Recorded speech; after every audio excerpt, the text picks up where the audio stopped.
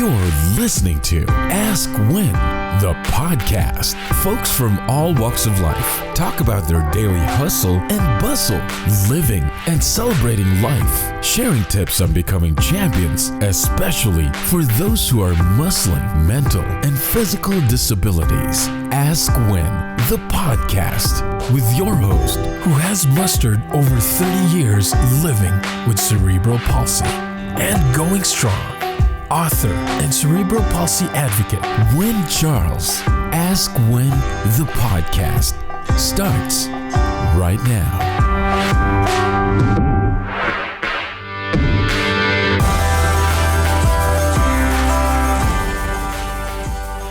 Welcome to Ask When, everyone.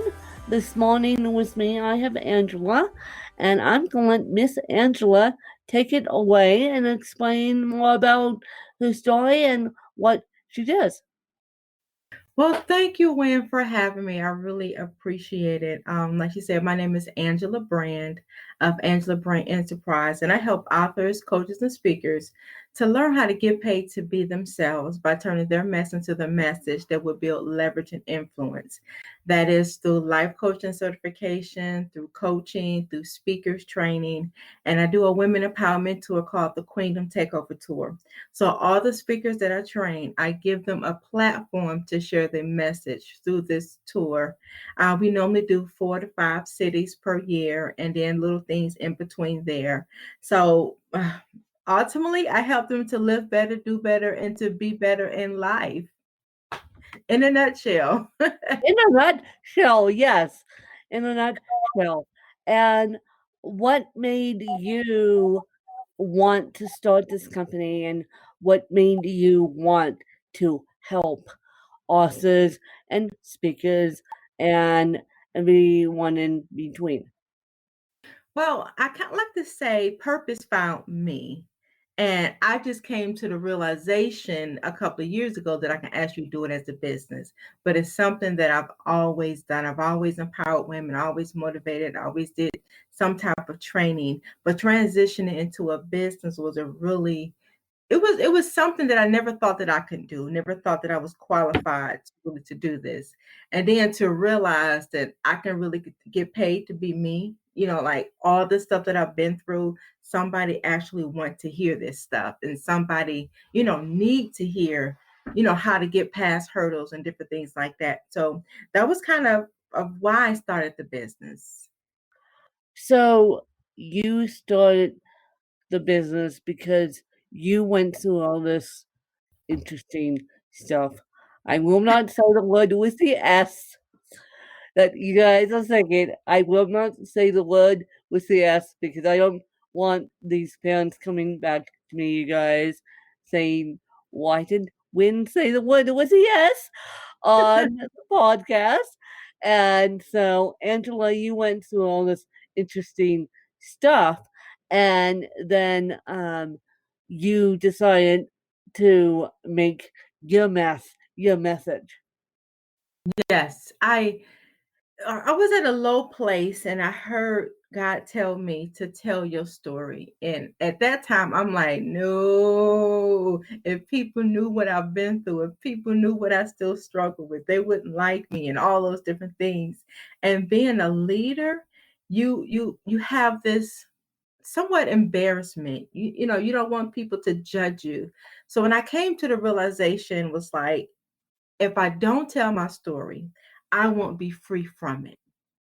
Like, so I expose myself. Like, there is nothing to hide. There is nothing to be ashamed of. There's nothing to be embarrassed of. And then when I share my story, I share from a powerful place and not a place of shame. That's a big difference. So I was in control of how my story came out.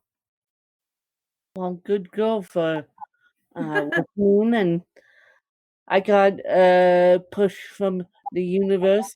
I came out of the education field and I quit I essentially got laid off due to coronavirus, and because my ex school where I used to teach didn't have a plan for coronavirus, And I emailed them and said, well, what are we going to do? And they go, we don't have a plan yet. And self-isolation is the best for you. And I'm like, bye, guys. So I was going to retire in May. People knew that I was going to retire in May. So I have decided to become a full-time content creator. Now I'm trying to make the income off of it, which is slowly but surely coming together. But sharing the story of people's struggle, Angela, I think is now what people need right now. Mm-hmm. Yeah, it's we need hope. We We need need help. to see We through need this. help. Yeah. We don't necessarily need help. We need hope to put Yeah, I said, one yeah, foot me in too. one of the Mhm. other to do the unemployment application, do the we need hope. We don't need help, you guys. Help would be nice, but we need Mm. hope more than we need help. So, Angela, if you had to move and could only take 3 things, what would they be? My laptop, my phone, and pen and paper. Yeah, why the pen and paper? I understand the laptop, I understand the phone, but why the pen and paper? Because sometimes my thoughts don't make sense to me until I write them down and I can see them because I am a creator. So when I get an idea, whether it's in the bathroom, whether it's walking, as long as if I have a pad and a paper, I can write it down. I can put it in my phone, but it won't make sense to me until I speak it and write it down. So I can do what I do from anywhere in the world. So that's why I say those 3 things, because with those 3 things, I can create what I had in any place in the world, and I still would Yeah, be fine. yeah. So I understand the laptop, I understand the phone, but I needed to. So you're a creator that likes to draw things out. Thank you, and she's Yeah. showing me a piece of paper and a pencil, you guys, because she's one of those types that if it doesn't make sense by a Microsoft Word document, she will Angela will turn to the old-fashioned pen and paper. Yes. I Yes, have totes full of notebooks, yes, full of notebooks over the years and just learn how to just write because this laptop can shut down. The phone can cut off, the batteries can die. yeah, But this yeah, old pen and yeah, pad, I I see that. I see that, won't kill me. and shoot, you're my friend. I had ex-aide of mine who's now a friend of mine hand me a bunch of the legal pads because I did not have, and I still don't. I in my office, I admit I don't have a piece of paper to write things down on. So my aide hands me a bunch of legal pads. She goes, and I still have them. She goes, here, to solve your paper issues. And I'm like, okay, old school, okay. Because we're so you and Angela, I'll be taking the advice scratch my ex-aides and advice there. Old school. If I need to write things down, I might as well write things down, not on a laptop, not on a phone, because we're so used to digital technologies that we don't know how to write down Yeah. on a piece of paper. So yes, so I yes, am I am also a graphic designer as well. So I do a personal branding in my business. And I could not get a design for my website until I took a piece of paper and I sketched the layout of the website. I love it. I love it. It, Oh, it, it, didn't it didn't make sense until I sketched it out and I seen it. And I said, okay, this is how I want it. and so, Angela, could you give us your morning routine? Well, my morning routine starts like this. I get up, I instantly turn on something motivational, affirmation. I don't pick up my phone or answer my phone within the first 30 minutes to an hour. I don't talk to anybody before 10 a.m. For no reason. Then after that, I eat breakfast, I go into my prayer affirmation, and then I start work. And I'm presuming this was pre-World Health Crisis too? You say who? I'm presuming this was something you did pre the times all lives got turned upside down? Yes, yes. I have a belief that I do not want anybody else to determine my day, determine my morning. Don't call me with no foolishness, don't call me with no gossip, don't call me any of that. So once I get my mind, my spirit together, then I go out into the world. Yeah. Like at the phone Yep. call, it could shift my whole morning. It could shift my whole mood. And then next thing I know, I'm worrying about what they said on the phone. I'm worried about a text message and not worry about getting myself together so I can be the best I can be each and every day. So there is a difference. And so if your best friend had to write a book about you, what would the title be? She overcame it. She overcame it. I love it. I love it. And She what overcame it. is your favorite book and what is the title? My favorite, I have several, but I would say the one I draw back from and the one I train from, teach from, and talk about the most is Who Moved My Cheese by Spencer Johnson. Powerful, powerful book. Yes. And for those of you who hear this episode during our own life-changing event here, Audible is giving a discount. Overdrive is doing stuff. Libby, Libby,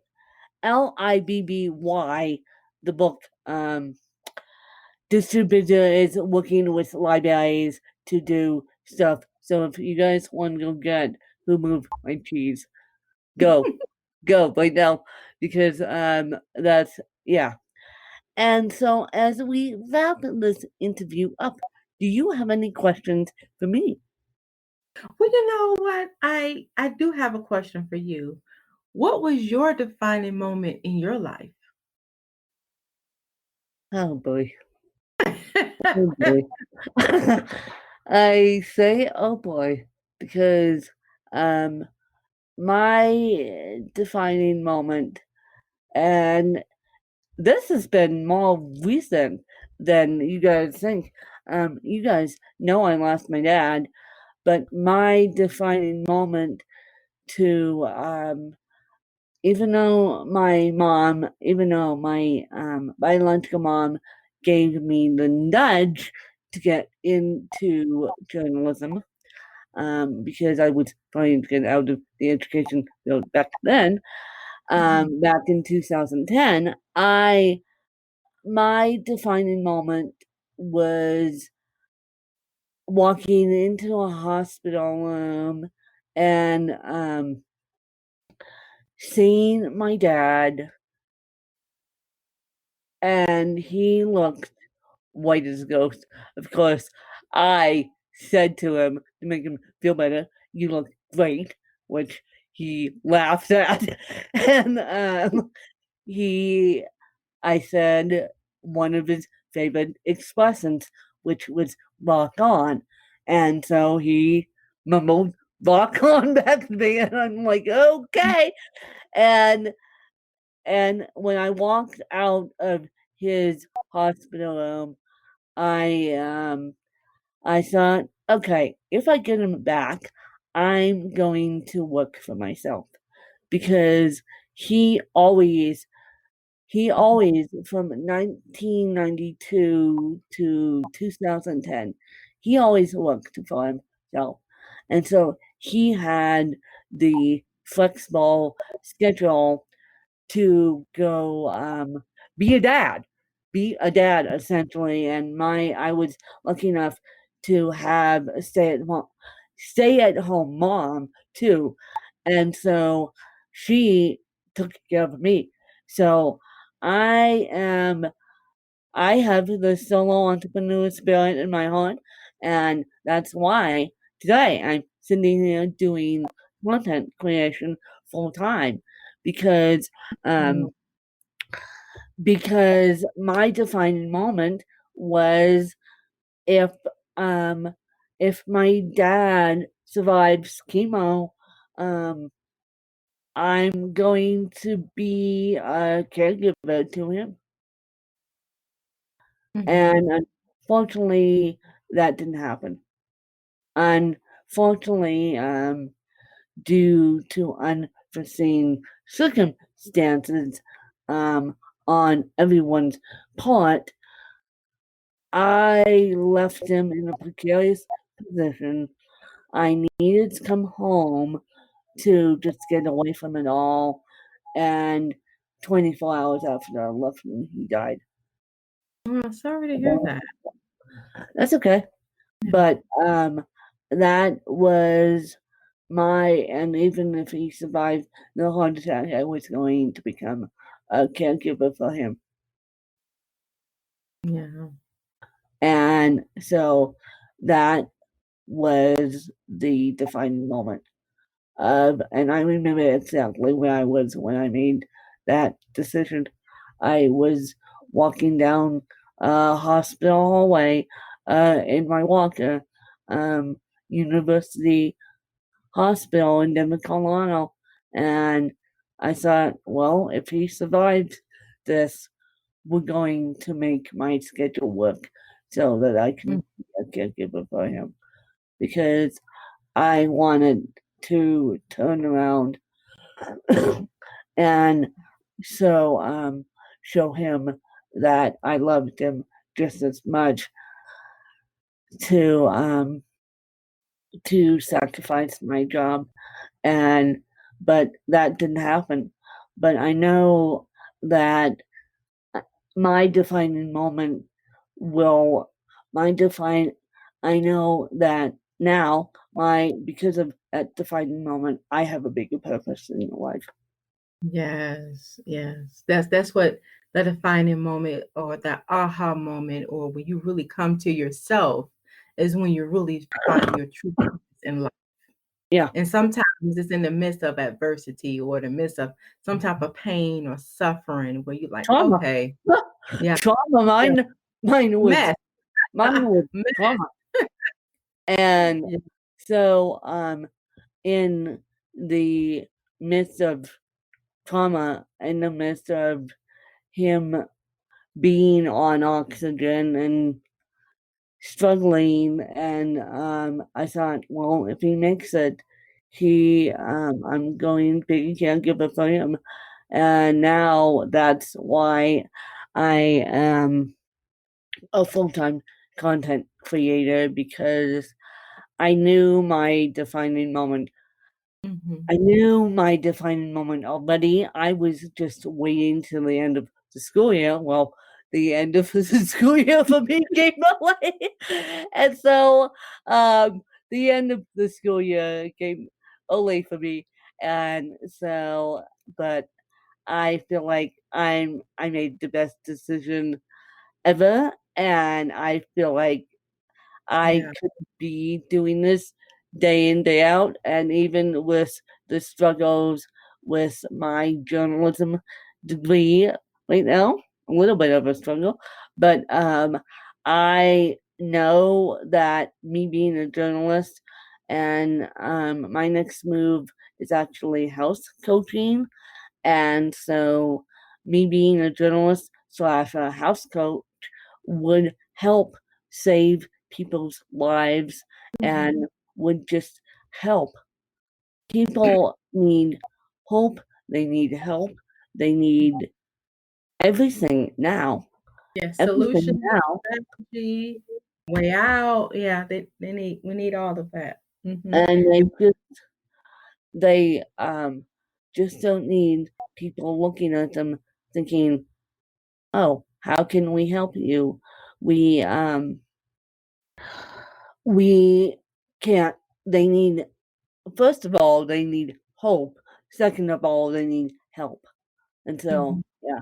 But if you guys want to donate to the CDC, be my guest in honor of helping those victims, because coronavirus is here to stay.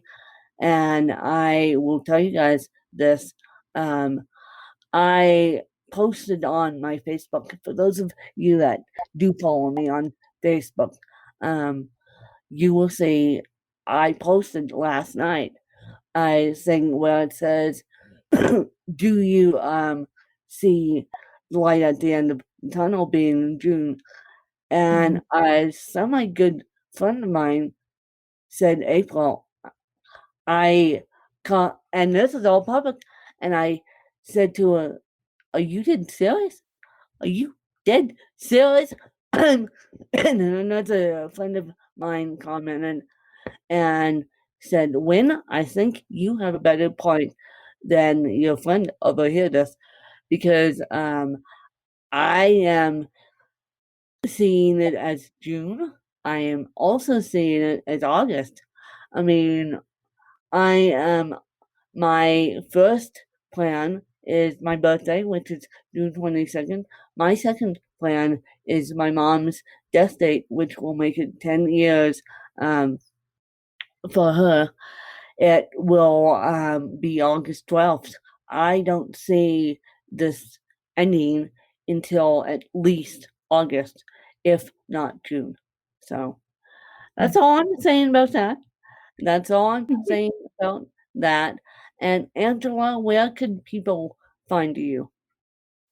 They can find me on Facebook and Instagram at I am Angela Brand, or www.angelabrandenterprise.com. And YouTube. I do have a YouTube channel with some juicy content at Angela Brand. So you people can go search to your little heart's content about Angela. And so, yeah, but just be careful on the YouTube end, because here's another PSA. YouTube is actually slowing down their videos due to everyone working from home, whether it's work or pleasure. So just be aware of, depending on when you listen to this episode, just be aware that YouTube is slowing down. But be my guest. Go search to your little heart's content. And I appreciate Angela coming on. And I appreciate all your support. And as I said, we're still trying to do the million download march, you guys. Up until May 19th, I would like to see those numbers hit 1 million on May 19th. And now I'm doing something right if they do. But I would like to thank you guys, and you guys can always reach out to me. I'm accessible, and I will see you guys later and catch you guys later. And I hope you guys enjoyed another fabulous episode of Ask Wynn. Thanks, you guys. Bye. You just listened to Ask Wynn, the podcast. To become a guest in the show, visit our website at askwyn.weebly.com or call 816-591-3399. Just look for Danielle. Connect with Wynn on Twitter at Wynn Kelly Charles, and like our Facebook page at Butterflies of Wisdom. You can also purchase Wynn's book through Amazon.com or get a copy of the audiobook through Audible. Ask Wynn, the podcast.